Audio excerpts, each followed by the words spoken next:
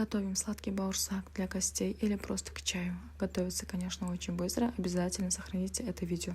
В сгущенку добавьте просеянную муку, разрыхлитель и 2 яйца. Все перемешайте и замесите мягкое тесто. Но замесите тесто дольше, чтобы получилось гладкое тесто. И тесто можно использовать сразу.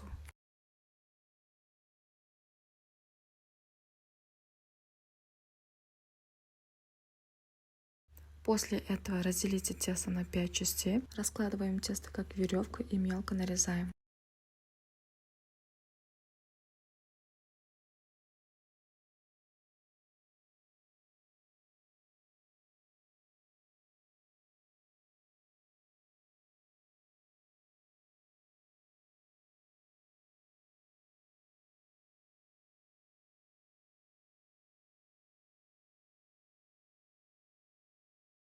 А если сделать такой шарик, баурсак выглядит аппетитно и красиво.